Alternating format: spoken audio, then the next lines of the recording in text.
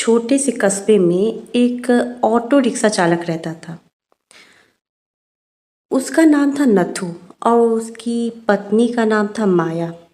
नथु जो था वो बहुत आस्तिक था, भगवान की बहुत पूजा करता था, बहुत मेहनती था। उसका व्यवहार भी इतना अच्छा था कि उसके गांव के बूढ़े से लेके बच्चे तक उससे बहुत प्रेम करते थे।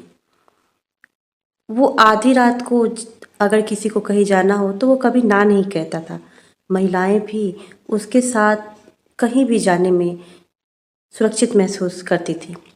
उसका व्यवहार बहुत ही ज़्यादा अच्छा था। वो बहुत नेक, ईमानदार और सच्चा इंसान था। ये घटना राजस्थान की है। ये मित्रों, ये कहानी नहीं है, ये सच्ची घटना है। हाँ, नाम में परिवर्तन हो सकता है। मित्रों, नथु की 3 बेटियां थीं। उसने अपनी तीनों बेटियों को अच्छी शिक्षा दी, अच्छे से पढ़ाया, बहुत मेहनत करता था और अच्छे से घर चलाता था। एक जो बड़ी बेटी थी वो 12वीं तक पढ़ी थी और नथु ने उसके लिए रिश्ता तय किया और शादी की बात चली। तो नथु दिन रात मेहनत करके बहुत पैसे इकट्ठा किया। शादी में देने के लिए गहने, सामान, खाने पीने की बहुत सारी वस्तुएं वो इकट्ठा किया। एक दिन वो मंदिर गया, भगवान से कहा, भगवान आपकी कृपा से सब कुछ अच्छे से हो गया है। शादी में अब 2-3 दिन बचे हैं। भगवान किसी भी तरह से मेरी बेटी की अच्छे शुभ शुभ शादी हो जाए। ऐसी प्रार्थना करके वो घर आया। घर में बहुत मेहमान आ चुके थे। वो अपनी बेटी को समझा रहा था, बेटी अब तुम पराए घर जाओगी, लेकिन उस घर को कभी पराया मत समझना। मैंने तुम्हें स्कूल की शिक्षा तो दे दिलवा दी, लेकिन वहाँ की शिक्षा में और स्कूल की शिक्षा में बहुत अंतर होगा। वहाँ तुम्हें अगर तुम्हारी सासू माँ या तुम्हारे ससुर जो भी तुम्हें डांटे तो तुम सोचना कि मैं तुम्हें डांट रहा हूँ, तुम्हारी माँ तुम्हें डांट रही है।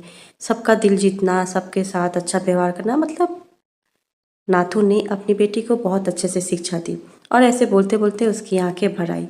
उसने कहा कि देखो, मैंने तुम्हारी शादी एक अच्छे घर में तय कर दी, तुम वहाँ सुखी सुखी जीवन व्यतीत करोगी।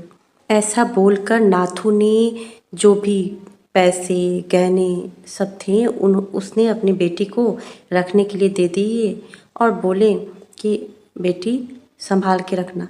और सब लोग रात को सो गए। मित्रों, क्या होता है, अचानक से नाथू के घर में बहुत भारी आग लग जाती है। नाथू की जो छोटी लड़की है वो रात को जगी पानी पीने तो देखती है पूरा घर धुआं धुआं हो गया और बहुत बुरी तरह से उसका घर जल रहा था। जैसे तैसे करके वो लोग सिर्फ अपनी बस जान बचा पाए और घर से बाहर निकल गए। सारे गांव वाले इकट्ठे हो गए। सबने बहुत कोशिश किया लेकिन कुछ नहीं बच पाया और बेटियां मूर्छित हो गईं। ऐसे बहुत बुरा हाल हो गया और गांव वाले आपस में बात करने लगे। 2 दिन बाद लड़की की शादी है। हाय फूटी किस्मत, अब क्या होगी, लड़की को कैसे ब्याहेगा नाथू, कहाँ से पैसे लाएगा, कैसे करेगा, लड़की की किस्मत ही खराब है। ऐसी ऐसी बातें होने लगी, जितनी मुंह उतनी बातें होने लगी। नाथू की पत्नी को भगवान में विश्वास नहीं था। वो मौका पाते ही नाथू को खरी खोटी सुनाने लगी, ये सब तुम्हारे भगवान के लिए के कारण हुआ है, और करो पूजा और ये करो, देखो तुम्हारे भगवान ने क्या किया, देखो तुम्हारे भगवान कितने बुरे हैं, सब तुम्हारे पूजा पाठ करने का नतीजा है, सब तुम्हारे पूजा पाठ करने की वजह से ये सब हुआ है, और करो और जाओ मंदिर और जाओ भगवान। मतलब नाथू की पत्नी ने मौका पाते ही वो सारी बातें बोली जो नहीं बोलना चाहिए। नाथू चुपचाप सारी बातें सुन रहा था। जहाँ कल तक खुशी का माहौल था वहाँ सब मातम में बदल गया। गम में सब डूबे हुए थे।